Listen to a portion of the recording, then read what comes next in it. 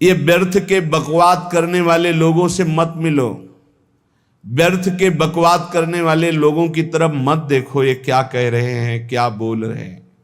और तुम भी व्यर्थ का बकवाद मत करो। अपने समय को कीमती मान करके निरंतर प्रिया प्रीतम का नाम जप करो, उनके गुण लीला गाओ, उनकी सेवा में रहो। कभी प्रपंच की बातें, कभी प्रतिष्ठा का चिंतन, कभी नाना प्रकार के मान सम्मान का चिंतन, ये घुसने ना पावे हृदय में। बहुत सावधान रहना चाहिए साधक को। ऐसी बातें देखो मत, ऐसी बातें सुनो मत जिससे तुम्हारा हृदय उद्विग्न होकर प्रभु का चिंतन छोड़ दे। बंद करो अभी। अन्य लोगों के संग का त्याग कर दो, जो भगवत विमुख वार्ता करते हैं, संत निंदा करते हैं, दूसरों की निंदा करते हैं। कुछ हाथ नहीं लगता, ये लोग दुर्गति को प्राप्त होने वाले हैं। भक्तन निंदा अति बुरी भूल करे जिन कोय, किए सुकृत बहु जन्म के छिन में दारे खोए।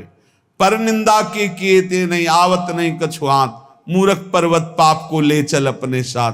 तो अलम कश्यापि संगत्या, ऐसा संग मत करो जिनके पास बैठने से भक्त निंदा, जन निंदा, भगवत निंदा हो। ऐसे से दूर रहो। अलम बंद कर दो ऐसे लोगों का संग। रात दिन हम श्यामा श्याम का नाम जप करेंगे, श्यामा श्याम के लीला गुण गाएंगे, श्यामा श्याम के ही धाम का शोभा का चिंतन करेंगे। जब तुम अपना जीवन श्यामा श्याम के चरणों में न्यौछावर कर दोगे तो पूरा भार श्यामा श्याम ले लेंगे और तुम्हारे हृदय में मस्ती आ जाएगी। जो ऐसा निश्चयी होता है, दृढ़ निश्चयी, उसके अंदर दृढ़ विश्वास, तो उसके हर समय भगवान की स्फूर्ति होती रहती है। भारी प्रतिकूलता में भी भगवान का सानिध्य अनुभव होता है। वो अनुकूलता में तो भगवान के दुलार को देखता है, लेकिन प्रतिकूलता में भगवान की विशेष कृपा को देखता है। ये संयोग, ये वियोग, संसार की ये द्वंद्वमयी वृत्तियां भक्तों के हृदय में नहीं चुभती। आए की हुज्जत नहीं, गए की तलाश नहीं, क्योंकि नित्य संयोग भगवत स्मृति के प्रभाव से प्रभु का रहता है। शोक, विषाद बहुत ध्यान देने योग्य विषय है। तभी लोगों को ऐसा लगता है कि ऐसा कैसे हो सकता है। भक्त के चरित्रों को जब सुनते तो लगता है ऐसा कैसे हो सकता है, ऐसी परिस्थिति में भी ऐसा कैसे हो सकता है। क्योंकि तुम मानसिक बुद्धि से युक्त हो और वो भागवतिक स्थिति से युक्त है, इसलिए तुम उसको पार पा ही नहीं सकते। जब तुम अपना जीवन श्यामा श्याम के चरणों में समर्पित कर देते हो हृदय से, फिर उनकी कृपा से सब विघ्न दूर हो जाते, एक अपार मस्ती रहती है। नहीं तो शोक, विषाद, दुख, क्लेश, कष्ट, संताप, भय, उद्वेग, ये सदैव सताते रहते हैं। इसी से डिप्रेशन होता है। बार बार नकारात्मक चिंतन, शोक, विषाद, दुख, चिंता, क्लेश, संताप, भय, उद्वेग, यही पूरे मानसिक स्तर को नष्ट कर देते हैं। उत्साहहीन जीवन हो जाता है। जब तुम श्यामा श्याम को समर्पित हो जाते हो तो ये सब प्रवेश भी नहीं करते, एक अपार मस्ती बनी रहती है।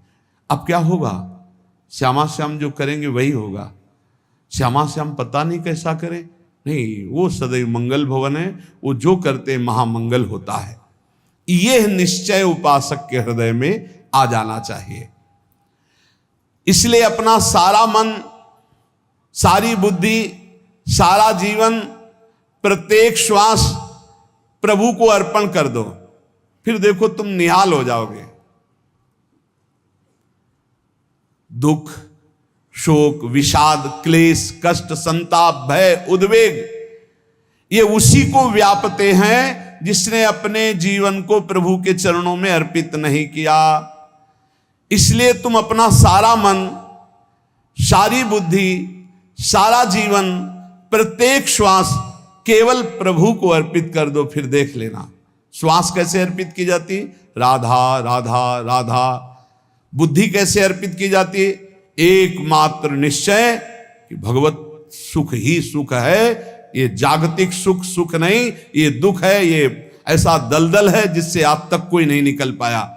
सारा मन, हम मन से केवल प्रभु का मनन करें, बार बार मन को संसार से हटा के नाम में, रूप में, लीला में, धाम में लगाएं।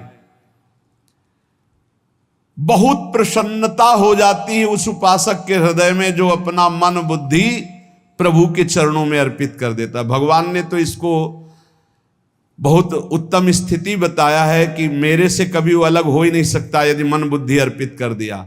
मय्येव मन आधत्स्व मयि बुद्धिम निवेशय, तो निवश्य मय्येव अत ऊर्ध्वं न संशया, बिल्कुल संशय नहीं, वो मेरे में ही निवास करेगा जिसने मन और बुद्धि अपनी मेरे में अर्पित कर दी।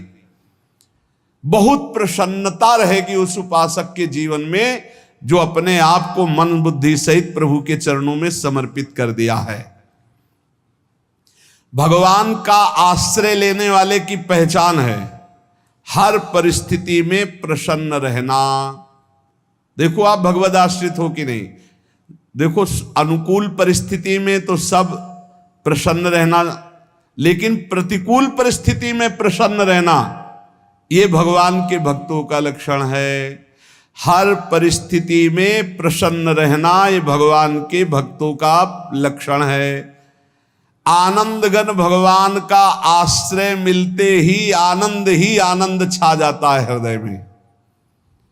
उनके पास आनंद का अभाव होता ही नहीं है। जैसे सूर्य का प्रकाश उदय होते ही सूर्य का प्रकाश संपूर्ण अंधकार को नष्ट कर देता है, ऐसे ही भगवान का संपूर्ण आश्रय लेते ही सब दुख चिंता शोक नष्ट हो जाते, आनंद ही आनंद।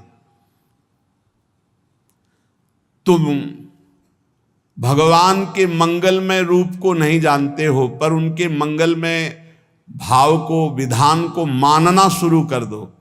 जो भी होता है मंगलमय होता है। हमने जीवन में देखा है,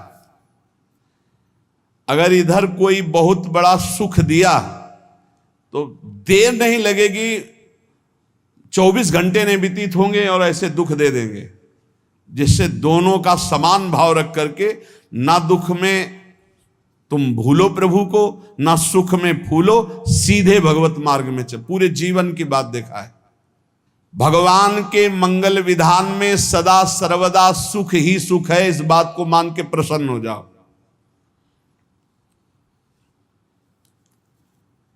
जब भगवान का भजन करने वाले की तन्मयता बढ़ती है भजन में, तो द्वेषी जन अपने आप तैयार हो जाते हैं। भक्त कभी किसी से द्वेष नहीं करता, अपने आप वो द्रोह करने लगते। तो नरसिंह मेहता जी से बहुत गांव के कई लोग थे जो जलते थे, ऐसे जलते थे कि अब क्या करें, कैसे मिटा दे नरसिंह मेहता जी को। अब उपाय तो मिल नहीं रहा था। तो एक दिन संतों की मंडली आई और उन्होंने कहा कि हम रास्ते में कोई चोर आदि धन ना ले ले, इसलिए यहां से किसी की हुंडी चलती है क्या द्वारिका में? पहले ऐसा था। बोले हाँ हमारे यहाँ बहुत बड़े सेठ हैं नरसिंह मेहता जी, पर आप कहोगे वो मना कर देंगे। कई बार कहोगे, अगर वो स्वीकार कर ले तो वहां। और उनका लक्ष्य था कि नरसिंह मेहता जी की तो खाने की भी सुविधा नहीं थी, हुंडी कहाँ की बात आई। उनका था कि जब वो ना कहेंगे तो संतजन नाराज हो जाएंगे, अगर हाँ कह दिया तो वहां हुंडी चुकेगी नहीं, तो संतजन अपने आप इनको शाप दे देंगे, अपराध बन जाएगा, ये नष्ट हो जाएंगे।